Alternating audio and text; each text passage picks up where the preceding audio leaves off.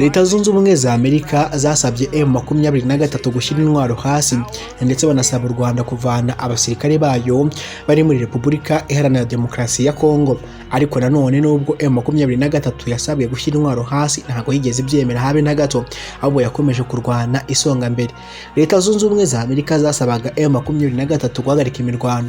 Ubu ngubu nazo ziri mu ntambara n'igihugu cya Iran zifatanyije n'igihugu cya Israel, bakomeje kurasa za misile nyinshi cyane, indege zidasanzwe zitagira abapilote za drone na drone strike n'iza drone z'ubwiyahuzi mu gihugu cya Iran. Iran nayo ikomeje kugenda yihagararaho, ikomeza kugenda isubiza hirya no hino, irimo irarasira ahantu henshi cyane, haba muri Israel, ku birindiro bya Leta Zunze Ubumwe za Amerika biri muri Leta Zunze Ubumwe z'Abarabu, muri Qatar, Bahrain ndetse no muri Dubai n'ahandi henshi hagiye hatandukanye. Bazi ko Leta Zunze Ubumwe za Amerika zifite ibirindiro cyangwa se ibikorwa remezo byabo, bakomeje kugenda barasa. Dore ko muri Dubai abantu benshi mukunze gusohokerayo, mwarahagiye amwe mu mahoteli ahenze yamaze rwose kujya hasi kubera misile za Iran. Usibye n'ibyo ngibyo gusa, no muri Israel ibintu bimeze nabi cyane, ndetse nk'umurwa waho mukuru nawe wamaze kuraswa na za misile za Iran, ndetse hapfa abantu batari bake. Iran kandi yarize Leta Zunze Ubumwe za Amerika, nashinja Leta Zunze Ubumwe za Amerika kurasa mu murwa wayo mukuru wa Tehran abantu bagera ku 120 b'abanyeshuri bose bagahita bahaburira ubuzima. Iyi ntambara rero turaza kuyigarukaho, ariko nanone twumve n'icyo bavuze kuri Repubulika Iharanira Demokarasi ya Kongo.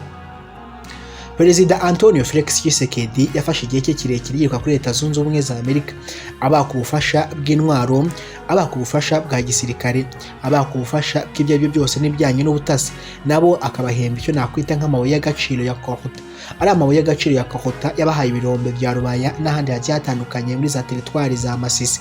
Ibyo ngibyo rero byagaragazaga ko leta ya Leta Zunze Ubumwe za Amerika cyangwa se leta ya Kinshasa na Leta Zunze Ubumwe za Amerika bashobora kuba inshuti za hafi n'imikoranire, kandi koko byanagezweho baranasinyanya. Ariko se ubwo bufasha Antonio Felix Tshisekedi yashakaga kuri Leta Zunze Ubumwe za Amerika akemera kuba inshuti cyane na bwana Donald Trump, ariko nyuma bikaza kurangira bidakunze 100% cyangwa se 100%, bigasa nkaho yakamaga ikimasa. Arandi makuru kandi M23 isohoye itangazo igira ati mu mpera z'icyumweru gishize habayeho imirwano ikaze cyane mu gace ka Minembwe mu burasirazuba bwa Repubulika Iharanira Demokarasi ya Kongo, ndetse ishinja ingabo za leta Kinshasa nabo bafatanyije kugaba ibitero ku baturage hifashishijwe drone. Ariko ngiye na n'ubu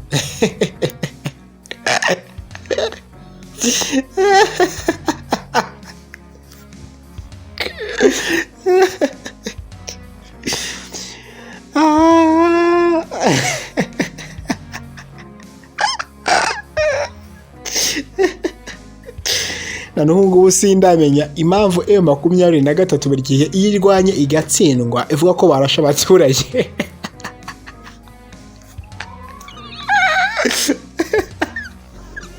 Yanibaza M23 iri kurasa irasa ahantu hari abasirikare ba FARDC gusa, nta baturage baba, cyangwa ahantu FARDC ibiri n'abasivile bahaba, aba FARDC, abawazalendo, aba FDLR n'abarundi gusa.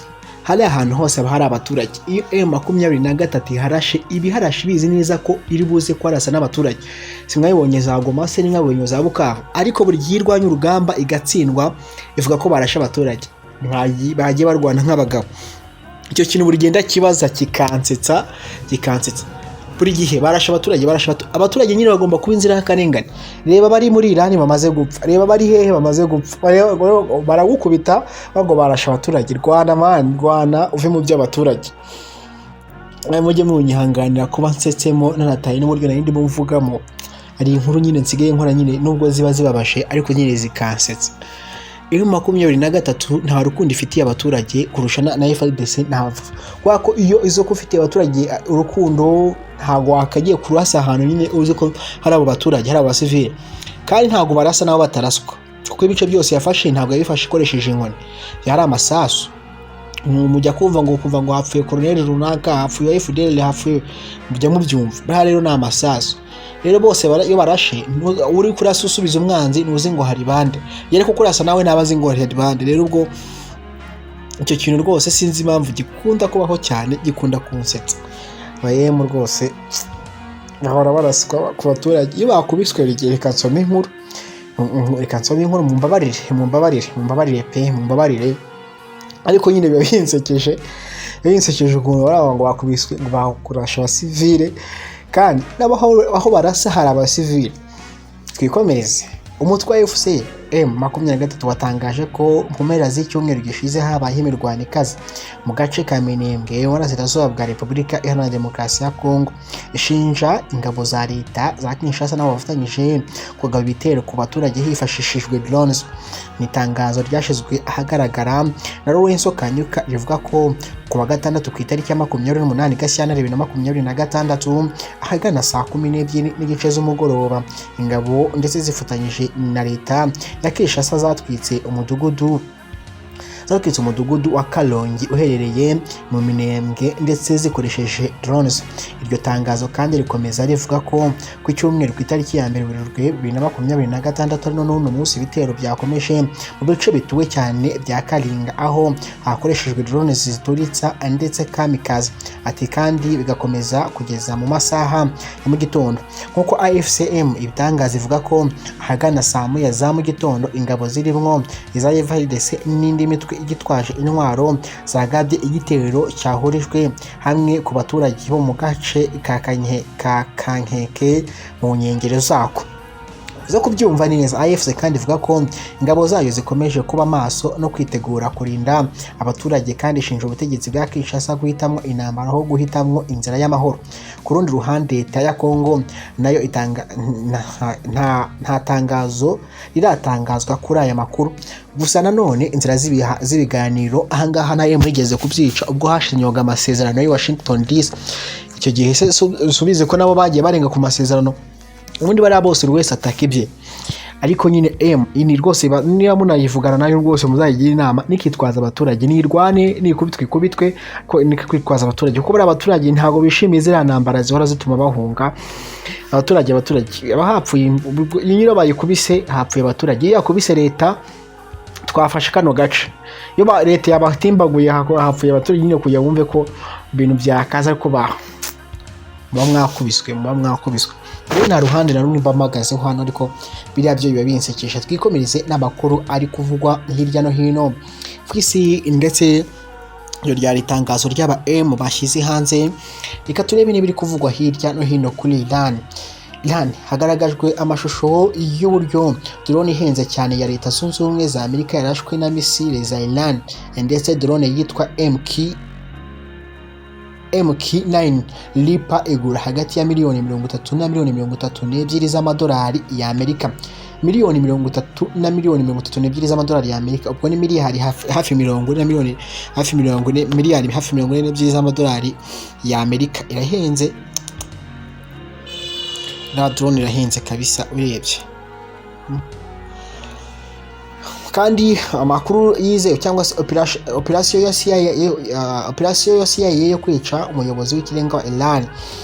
Amakuru yizewe ava mu bitangazamakuru mpuzamahanga avuga ko Leta Zunze Ubumwe za Amerika inyuze mu kigo cy'ubutasi CIA yakoze iperereza ryimbitse ku mwanya w'ingendo za Khamenei umunsi mwinshi imbere y'ibitero bya gisirikare byabaye kwa 28 Gashyantare 2026. CIA yaje kubona amakuru yizewe yuko Ali Khamenei azitabira inama y'urwego rwo hejuru yari ayoboyeho yagombaga kubera mu murwa mukuru wa Tehran. Ayo makuru kandi akimara kumenyekana kandi yahise yoherezwa ku bashinzwe gutegura igitero byatumye ingabo za Leta Zunze Ubumwe za Amerika na Israel zitangira ibitero biganishe kwibasira abo bayobozi bakuru ba Iran.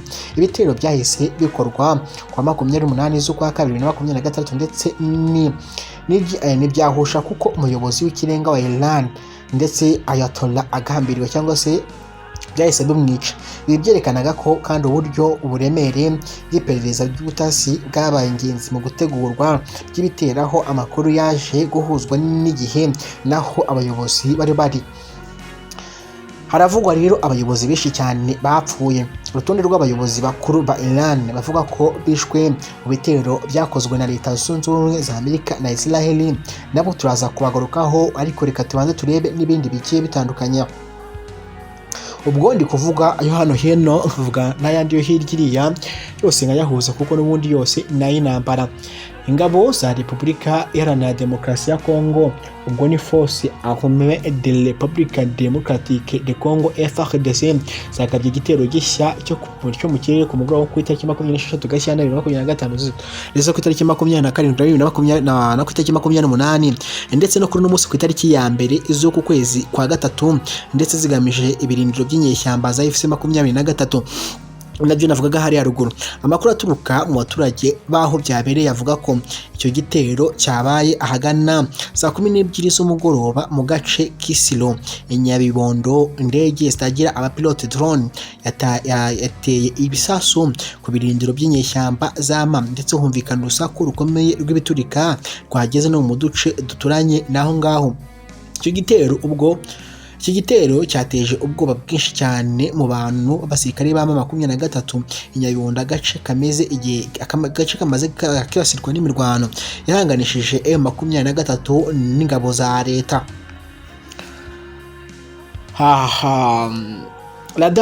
Radari ya Amerika yitwaga ngo ni FP-132 iri muri Qatar, ifite ubushobozi bwo kugera kuri metero 500 kandi ifite ubuhinga budasanzwe bwo gukurikirana ibisasu vya ballistique, ubwo ni ballistic missile, ndetse yasambuwe burundu na missile ya Iran.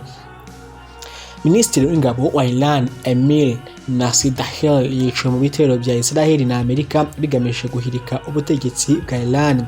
Igitero cya Amerika na Israel ndetse kuri Iran yasenye cyangwa se Iran yasezeranyije gukoresha ubushobozi bwose bwo kwirwanaho mu kurinda ubusugire bwayo. Minisitiri w'ububanyi n'amahanga wa Iran Abbas Araghchi avuga ko yavuganye kuri telefone na bagenzi be ndetse muri Saudi Arabia, mu Leta Zunze Ubumwe z'Abarabu, Qatar, Kuwait, Bahrain na Iraq, ndetse abibutsa inshingano yo kudatuma ibigo by'ubutaka by'ibihugu byabo bikoreshwa na Amerika na Israel kuba babagabaho ibitero. Iran kandi yatangaje ko yarangije icyiciro cya mbere cy'ibitero byayo kandi mu bihugu 7 birimo ndetse n'ibirindiro bya gisirikare bya Leta Zunze Ubumwe za Amerika, ivuga ko yiteguye gutegura ibindi. Mu gihe Perezida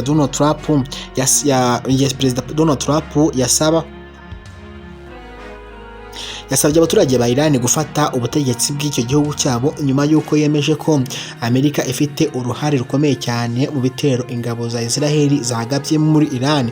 Gusa abaturage ba Iran ko nabonye ahubwo harimo barigaragambya amagana Iran, bari kwigaragambya bamagana Leta Zunze Ubumwe za Amerika kubera uriya muyobozi wapfuye Ayatollah.